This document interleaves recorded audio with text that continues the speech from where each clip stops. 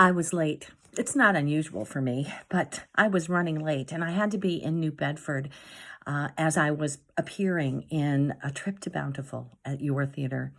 And I needed to get there 2 hours before the curtain. That was the rule. So I'm going down 195 and people had told me the road was a little scary at times, long stretches of nothing. And it was raining, of course, and it was dark. And I got a flat tire. I got a flat tire in a new car that didn't have a spare. So I called a tow truck. Oh, how long would it take, right? It was dark, it was raining. I even had to call my brother to find out where the emergency lights are in my new car because I couldn't find them. Anyway, before long, sitting there waiting for the tow truck, a car comes up behind me and lights flashed in my rear view. And I was a little nervous because I'd heard about this stretch of road. And two young people, black, came, one to each window, driver's side and passenger, and looked in with a flashlight. And the woman on the driver's side said, "Can we help you?" And the man just peered in. And I rolled the window down ever so slightly, a little bit scared. And I said, no, I called the tow truck. And she said, "Okay, hon, we're just going to wait behind you. We'll wait in the car."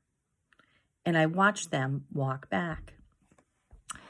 Now, I was not proud of this, but I was a little nervous. I mean, the young man had lots of piercings and tattoos. It looked a little, frightening for this gal. And the gal, although beautiful, they were probably in their 20s. It just seemed out of context for me. So we waited. The tow truck came. I got out of my car to greet the tow truck. He said, "You are more than 50 miles away.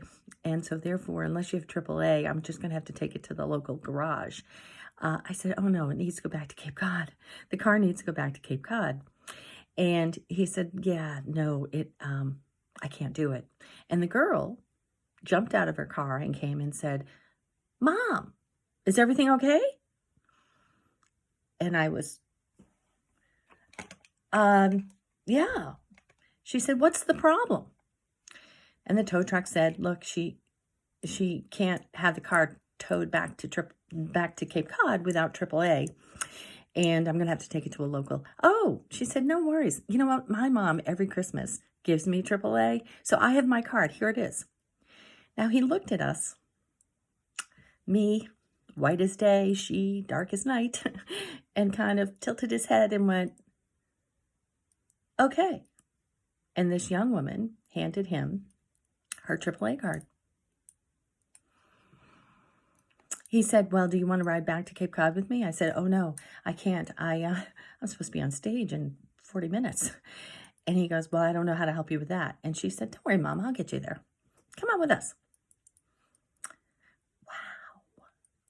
So here I am, crowding into the back seat of these young people who knew me from nobody. And they're taking me to the theater. And I'm sitting there, ashamed of myself, quite frankly, that I profiled them. And I said, "That was really very nice of you. Thank you." And she said, "No worries." I said, "How did you think of that so quickly on your feet?" And she looked in her rear view and she goes, "My mother's white. I figured it would work." I said, "Well, that's really, really great. And what made you stop?" She said, "Oh, it's a bad stretch of road there. You know that, right?" I said, "I'd been told." "Yeah, so I decided that if it were my mother, I wouldn't want her waiting by herself." I was so touched. I couldn't believe it. She got me to the theater, she and her boyfriend, who was very, very sweet. And I said, "I don't know how to repay you, but if you would like to come to the show, I'll get you seats." And she said, "Oh my God, you would?" I said, "Yeah, come on in." So we got up there and I went to the ticket booth and I said, "My family's here tonight. Do you mind if we let them in?" And the woman, the volunteer, looks at these two characters behind me and goes, The family. I said, absolutely. She goes, absolutely. They can have front row seats. And they went in and watched the show. Later, I sent her a note and a little something for her trouble. And she wrote back and said, you know, pay it forward. We always have to pay it forward.